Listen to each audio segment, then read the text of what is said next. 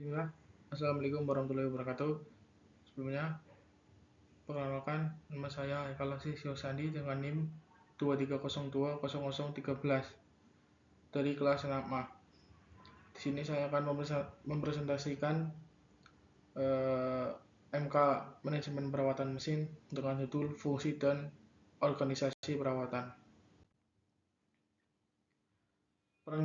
Pengertian perawatan. Perawatan adalah sesuatu kegiatan yang dilakukan secara terencana untuk menjaga agar fasilitas atau peralatan tetap dalam kondisi yang dikehendaki sehingga dapat berfungsi dengan baik.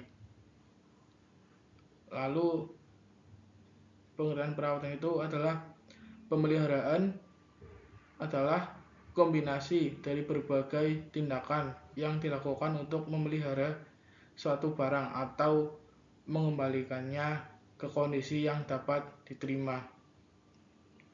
Sumber yang pertama itu dari Fajar Kurniawan dan yang kedua dari A.S. Korder.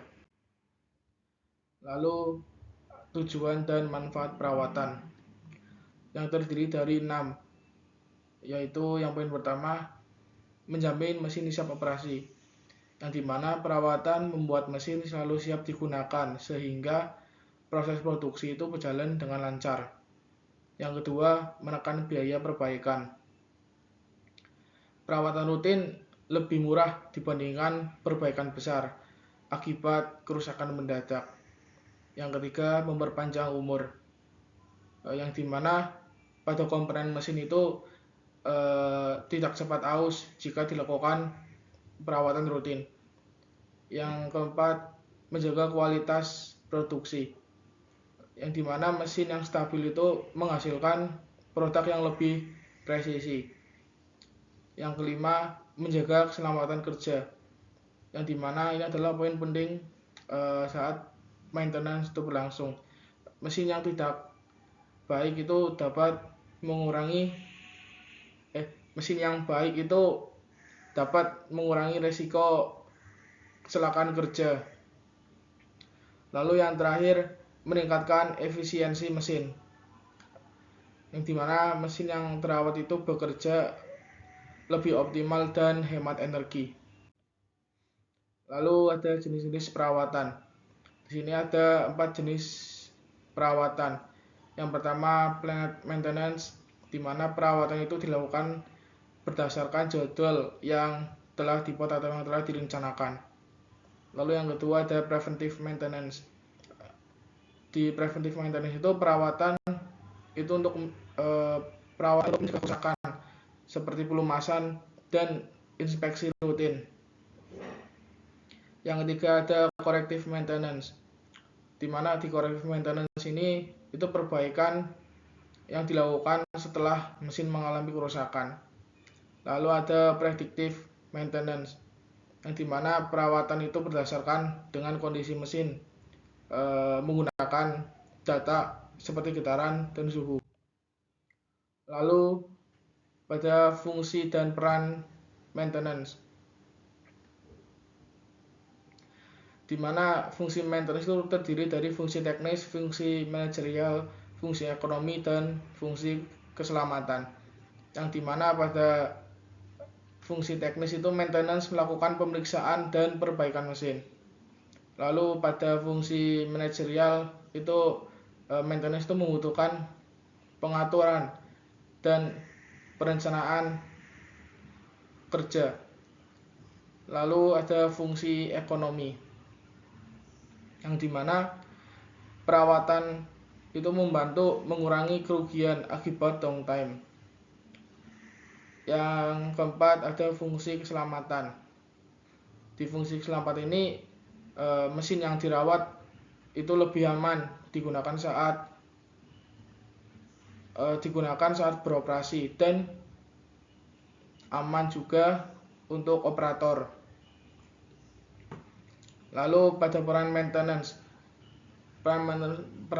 itu ada 3. Yang pertama, mengurangi breakdown.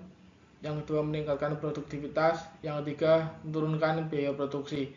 Yang dimana peran maintenance itu sangat membantu untuk meningkatkan produktivitas dan efisiensi perusahaan. Lalu yang kelima ada konsep OEE. OEE itu adalah Overall Equipment Effectiveness atau bisa disingkat sebagai OEE. OEE itu terdiri dari availability, performance, dan quality. Yang dimana pada availability itu adalah kesiapan mesin, dimana mesin itu menunjukkan seberapa lama mesin siap digunakan. Lalu pada performance atau bisa juga disebut dengan kecepatan kerja mesin, yang dimana performance itu menunjukkan kemampuan mesin bekerja sesuai dengan kapasitasnya. Lalu yang ketiga ada quality, kualitas hasil produk.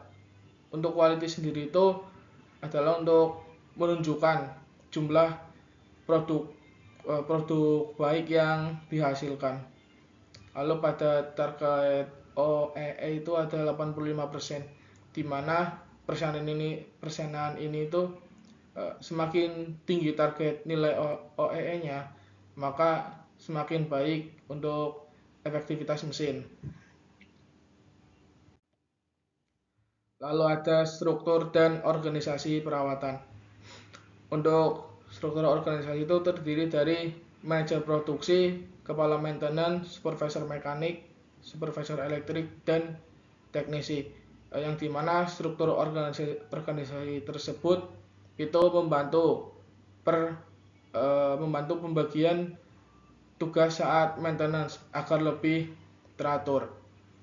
Yang dimana jenis organisasinya itu ada 3, sentralisasi, desentralisasi, dan hybrid. Yang dimana untuk sentralisasi semua maintenance dikendalikan dari satu departemen pusat. Untuk desentralisasi setiap bagian produk memiliki teknisi sendiri.